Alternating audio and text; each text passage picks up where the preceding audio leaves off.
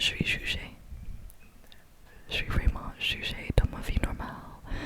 Il y a des gens français qui me disent oh mais tu parles bien, même si je suis américaine, je sais que c'est très très important pour parler la bonne française. Dans un environnement professionnel, c'est hyper important. Et c'est pas que la langue, c'est aussi mon accent. Parce qu'il y a des gens qui n'ont pas d'habitude pour écouter un accent américain.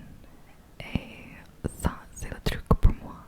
On chasse pour des entretiens aux États-Unis, mais dans un autre pays avec une autre langue, avec mon accent américain.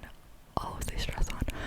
I know a girl who speaks such good French because she came here when she was younger with her family, and her grandfather moved to France, and she would help like translate while she learned and everything. And so now she speaks perfect French pretty much with a French accent, and I'm like, comment tu fais? Franchement, c'est bizarre pour moi. Je me sens comme une actrice. I feel like an actress. Si j'essaierais à parler avec l'accent français, it feels so fake and like a joke. Anyways, guys, I hope that you're doing good. If you didn't understand that, I was just saying that basically I had a job interview, and I really tried to make an effort to speak perfect French and making sure that I use les, et des, et bon, et bien in the right way. You know when you call a bank and you talk to the machine, the robot, le robot, and you specify what you're looking for so they can transfer you to the right department. I will do that here, and it does not understand me when I call like EDF, my electricity company, or the bank, or talk to a robot, and I really try to hit them with that French accent. It can't help me. It doesn't understand me. But, you know, here we are. We are talking about Mary Toft. This is a wild story, a trippy story from the 18th century that I had to cover. I will warn you, though, if you are sensitive to animal cruelty of any kind, if you are sensitive to pregnancy and things like this, please, maybe this is not the best video. I try to lessen how gross this is because it is that. I don't go so much into specifics on how she did what she did, but I will warn you right now that it does involve animals. I don't even know how to say this in a good way, because I'm really trying not to be or do any gruesome kind of stories. She basically took bunnies or different animals. Sorry guys, really, I just have to get this out, but I'm warning you, took animals apart and basically put on this act as if she was in labor and giving birth, and these things would come out of her. So there's only one way that it got in her, okay? This is what the story is about. Like I said, it's incredibly trippy. So I will just let the story play, and I'll see you at the end. This story first came to the public's attention in late October 1726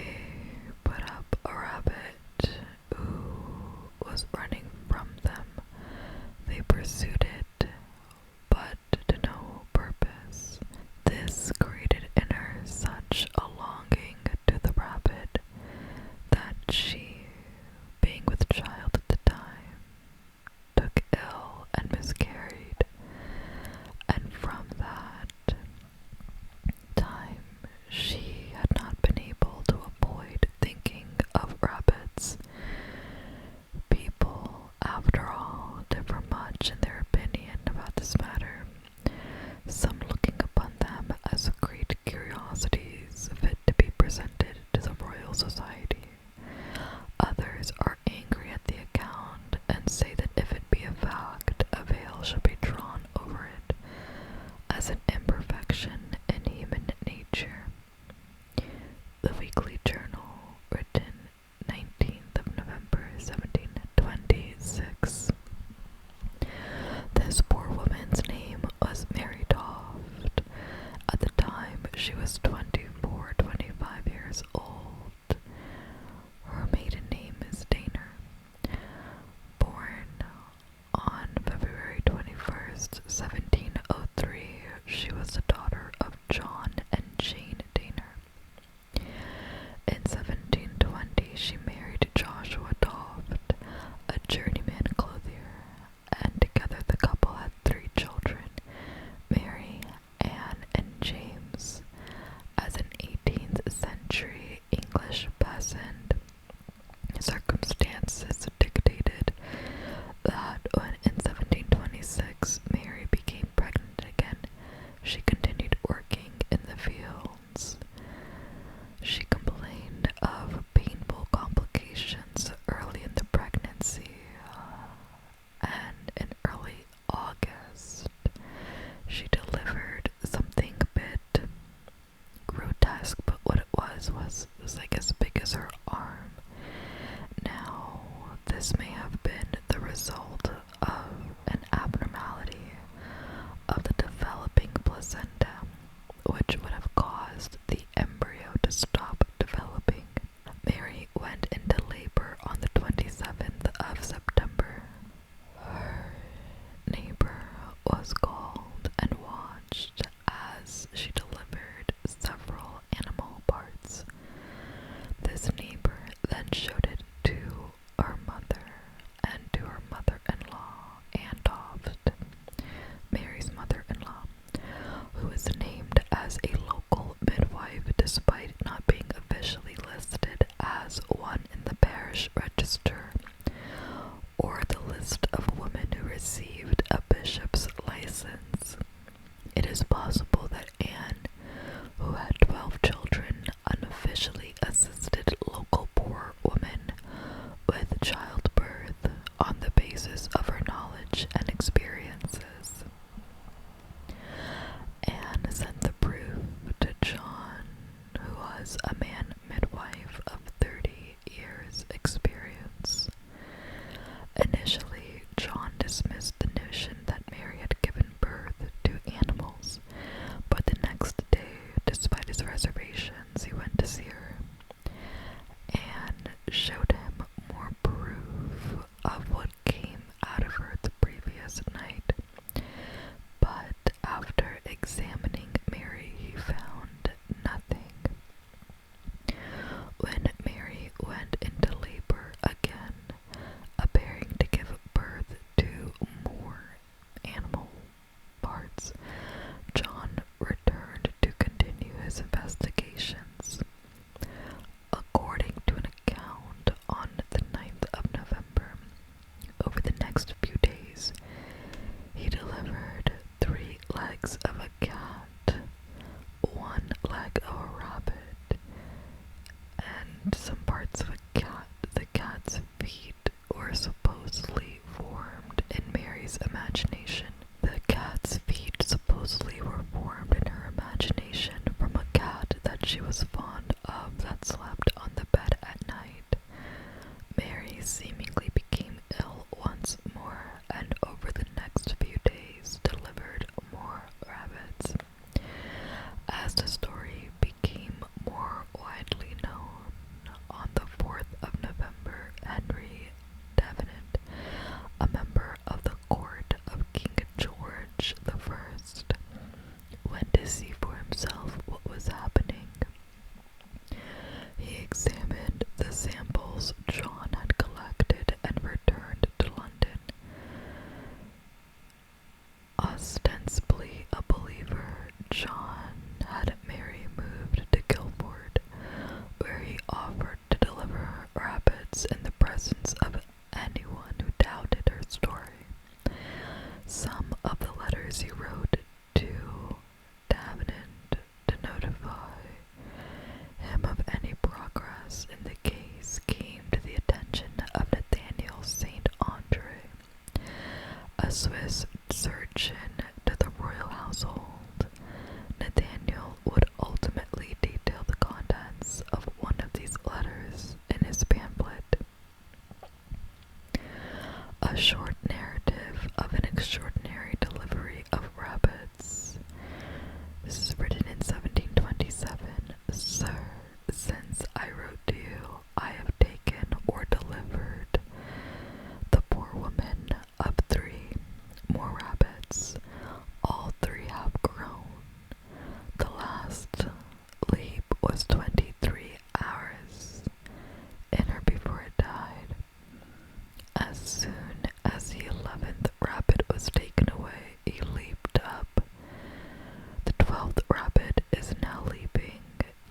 she had been with the child, she has but 10 days more to go.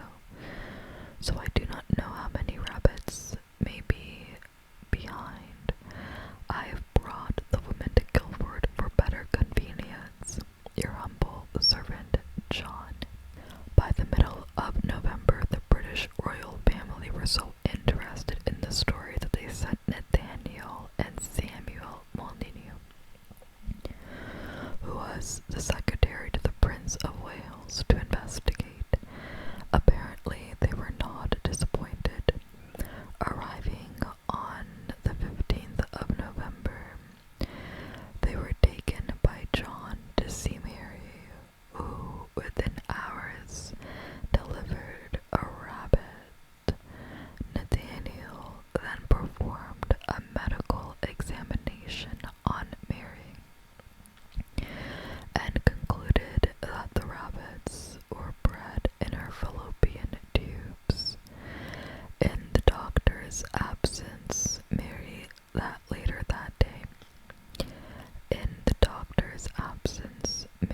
later that day, reportedly delivered the torso of another rabbit, which the two also examined. They again returned that evening to find Mary displaying violent contractions again. The king was incredibly fascinated, and he sent surgeon Syracuse.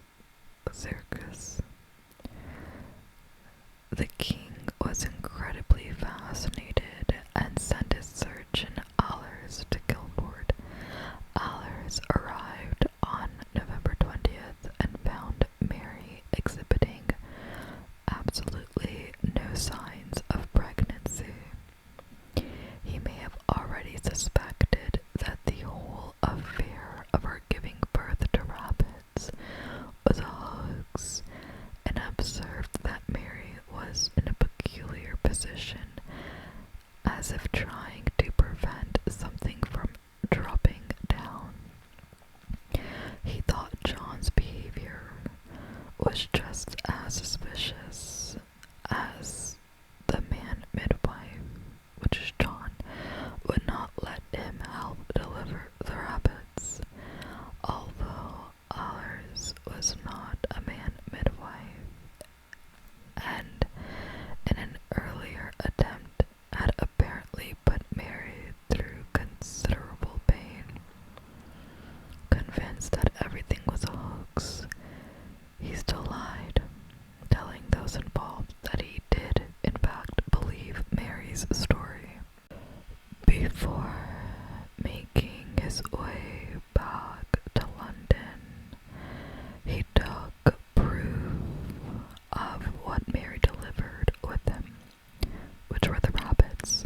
On the 21st of November, Allers reported his findings to the king and later to several persons of note and distinction. John wrote to Allers the next day asking for the return of his specimen.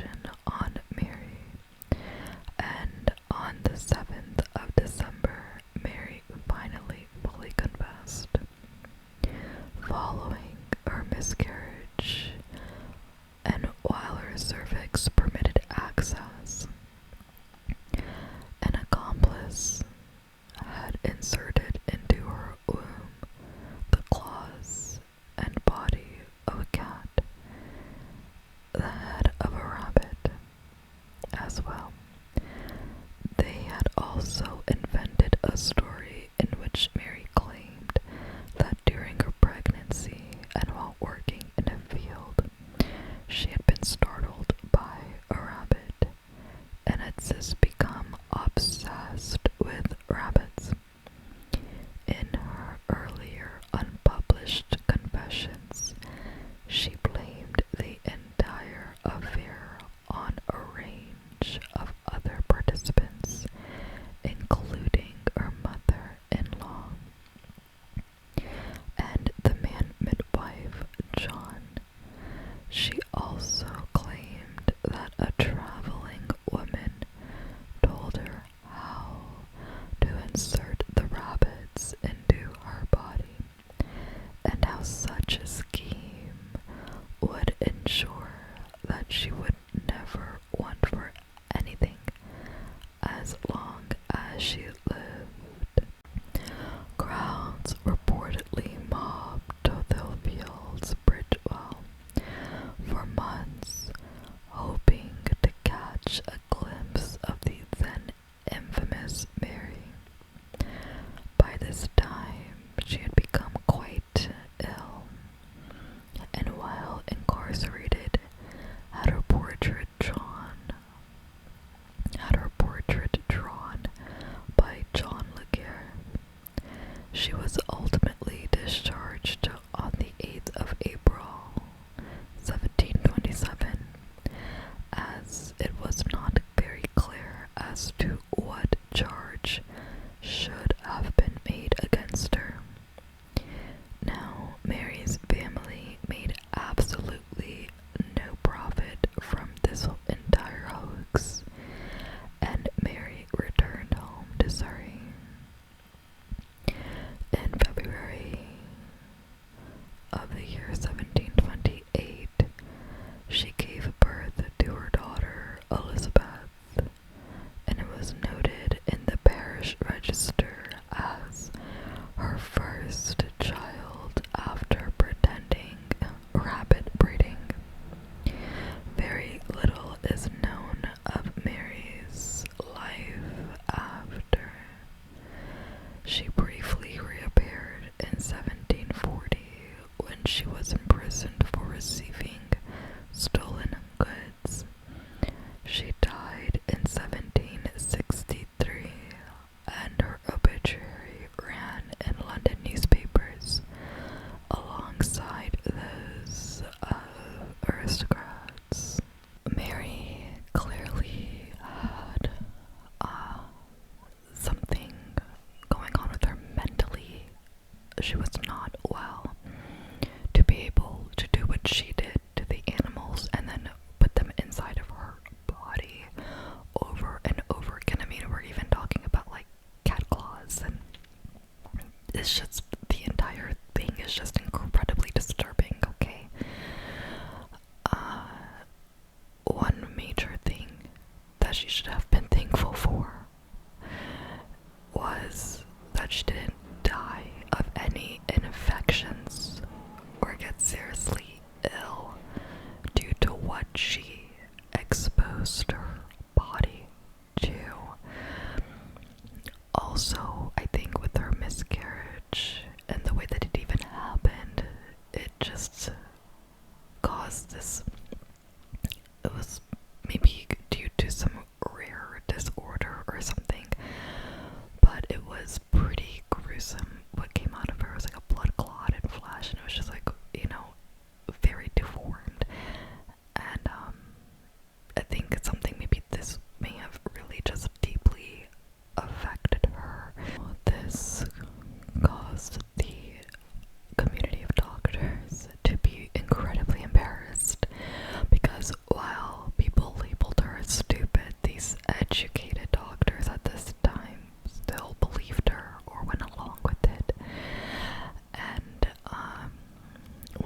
doctors have